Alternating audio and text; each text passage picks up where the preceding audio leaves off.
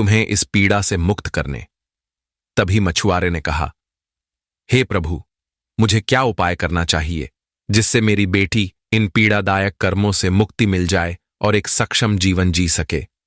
तभी भगवान शिव ने कहा, यदि तुम चाहते हो कि तुम्हारी बेटी को इस पीड़ा से मुक्ति मिले तो याद रखो, तुम खुद ही अपनी बेटी का भाग्य बदल सकते हो। यदि तुम और तुम्हारी पत्नी माता पिता होने के नाते अपनी बेटी को सही और गलत का ज्ञान और अच्छे संस्कार दोगे तो वो अपनी जिंदगी में बदलाव ला सकती है। जब वो दूसरों की पीड़ा को समझेगी, अपने से बड़े लोगों का सम्मान और आदर करेगी और सभी को प्यार देगी, तब उसके अच्छे कर्म ही उसे इस पीड़ा से मुक्ति दिलाएंगे। ऐसे ही वो एक सुखी और सक्षम जीवन जी सकेगी। फिर भगवान शिव ने कहा, याद रखो, मनुष्य का जीवन एक दुर्लभ जीवन होता है। मनुष्य क्या कुछ नहीं कर सकता। यदि वो मेरी दी गई शक्ति को पहचान ले, वो अपने भाग्य को भी बदल सकता है। इस संसार का हर प्राणी मेरे प्रिय है, क्योंकि वे सभी मेरी संतान हैं। इसलिए मैंने सभी के झोली को समान रूप से भरा है। ये पूरा संसार मेरा है, तो मेरी संतानों का भी समान अधिकार है। जैसे माता पिता अपने सभी संतानों को समान रूप से पालन पोषण करते, स्थायी शिक्षा, खाना और ज्ञान प्रदान करते हैं, ताकि वे आगे जाकर खुद के भविष्य को संवार सके।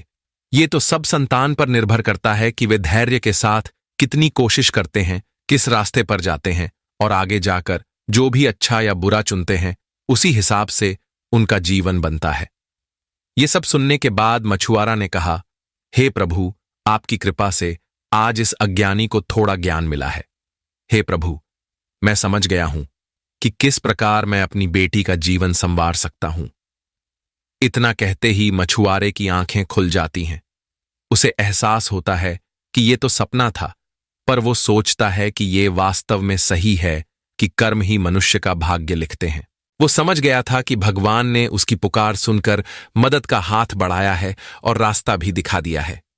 मछुआरे ने ये सारी बातें अपनी पत्नी को बताईं और दोनों की आंखों से आंसू बह रहे थे।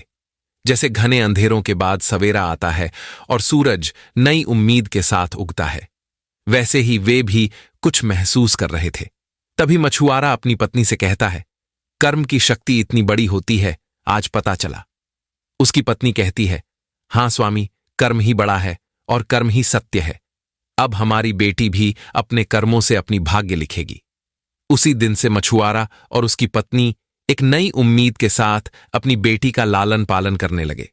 धीरे धीरे कई साल गुजर गए, पर मछुआरा और उसकी पत्नी वहीं उम्मीद के साथ मन में बिना